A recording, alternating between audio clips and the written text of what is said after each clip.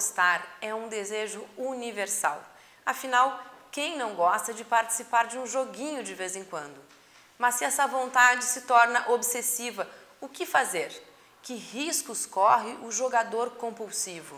No primeiro passo de hoje, vamos falar com o psiquiatra Ângelo Campana sobre compulsão por jogos. Boa parte dos jogos no Brasil é permitida.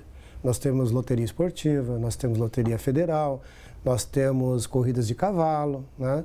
O jogo está presente nas diversas culturas, né? De alguma forma, sempre há uma expectativa de poder apostar em algo, né, e ganhar dinheiro com isso. Mas é claro que isso tem seus limites, né? E quando que esse limite é ultrapassado? Bom, o limite é ultrapassado quando o jogo passa a ter uma importância na vida da pessoa além do normal. O que seria o normal? O normal de uma aposta em jogo seria uma outra aposta dentro da possibilidade da pessoa, e na medida que a pessoa não tem sucesso, ela não segue investindo o seu dinheiro a fim de obter um resultado quase que compulsivamente. Tudo no preto. Apostas encerradas.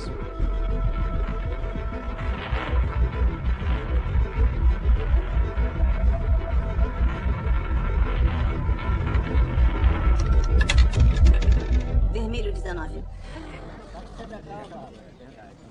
Me dá uma grana pra gastar. No caso, quando ele começa a ter uma saliência, é quando ele começa a preocupar, a pessoa começa a se preocupar com o jogo. Ele começa a apostar dinheiro de uma forma sistemática, com a gana, com o objetivo de ganhar mais dinheiro. $3.000. Embaralha as cartas, por favor. Aposta de 3 mil. Bom, como isso geralmente não ocorre, né, principalmente porque esse tipo de forma de jogo, que costuma atrair mais a pessoa, costuma provocar mais dependência, é aquela forma de jogo de retorno imediato, que seria roletas, que seria caça-níqueis, que seria carteados proibidos no país. Essa forma de jogo legalizada, onde você faz uma aposta, espera um tempo e depois vem um resultado, né? Ao longo do tempo, se você ganhou ou não, esse tipo de aposta ela induz menos a dependência, porque há um tempo longo entre o apostar e obter o resultado. Igual nas drogas, quando essa distância se encurta, isto é, quanto mais rápido é o efeito da droga e quanto mais rápida a gratificação, maior é o risco de dependência. E com o jogo não é diferente. Continua dando as cartas. $40 mil.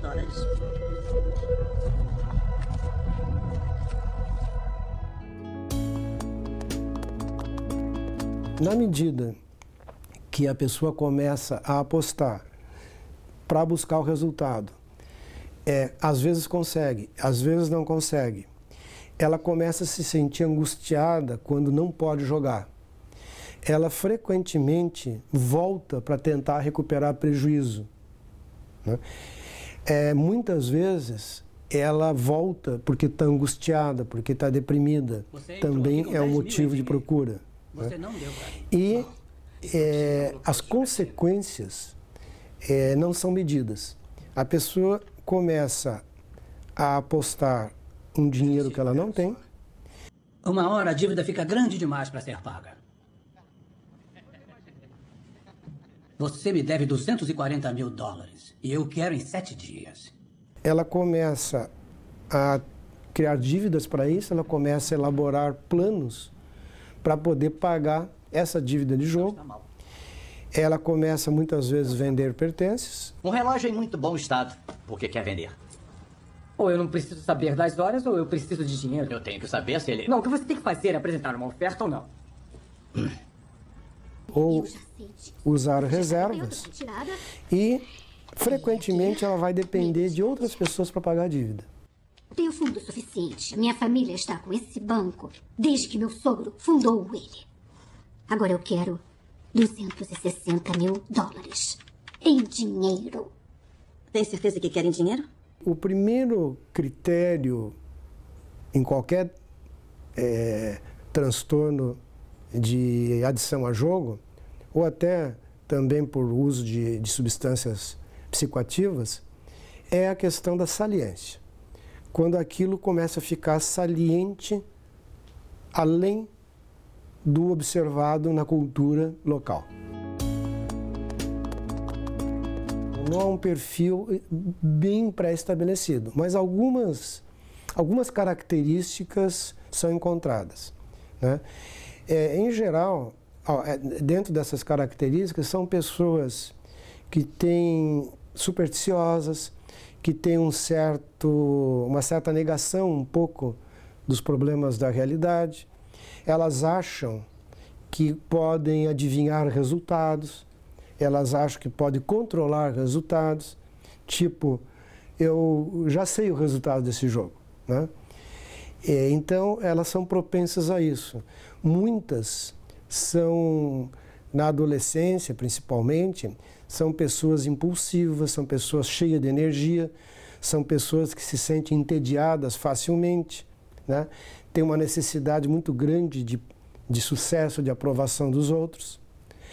E quando ganham dinheiro com o jogo, frequentemente, muitas dessas pessoas são extremamente generosas, a ponto de gastar dinheiro e dar dinheiro para os outros de forma irresponsável, né? Num perfil oposto, também há pessoas que procuram o jogo por conta de depressão, por conta de mal-estar. E muitas vezes associados também ao uso de cigarro e de drogas. Na questão do homem, seria aquele adolescente que gosta de jogar, ou gosta de apostar, ou se inicia em jogos eletrônicos. Ele começa com uma atividade inicial antes dos 20 anos, de apostar e de jogar. Depois meio que ele interrompe, durante a formação profissional, universidade, né? Mas na adolescência é aquele adolescente que já gostava de um carteado, já gostava de sinuca, já gostava de apostar, ou hoje de ficar um tempo excessivo nos jogos eletrônicos. E depois ele interrompe, e assim que ele passa a ter mais condições financeiras, ele começa a jogar.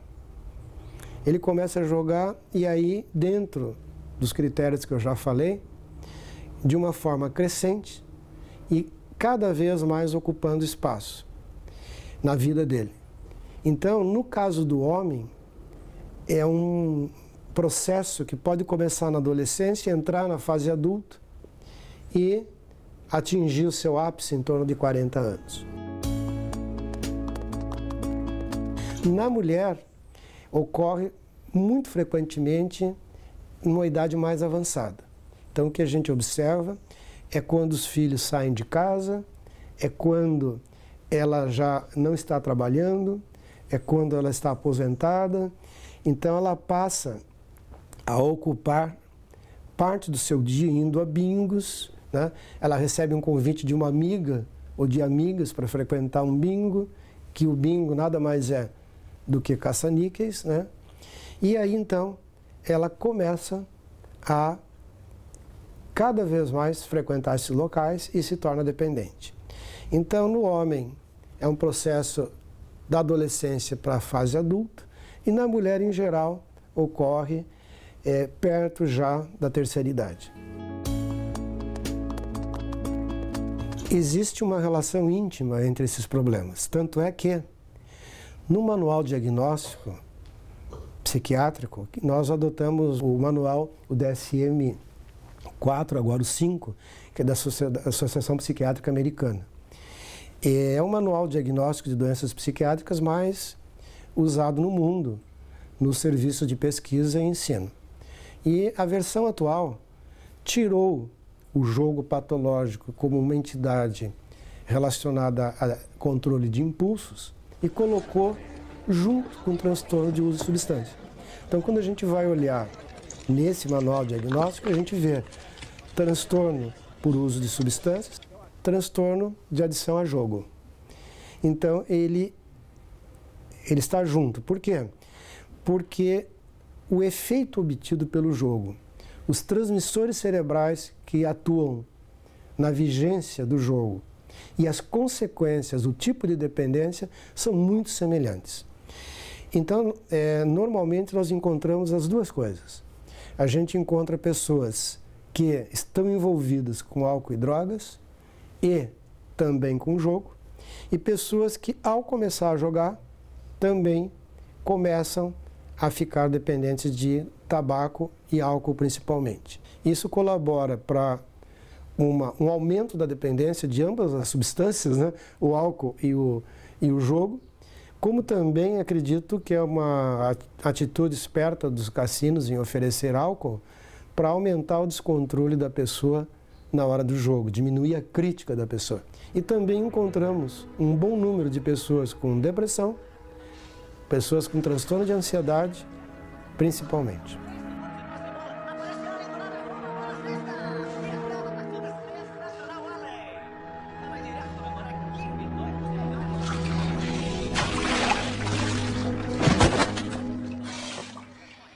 Os sintomas físicos e os prejuízos na vida do dependente de jogos de azar são alguns dos assuntos do primeiro passo da próxima semana. Até lá!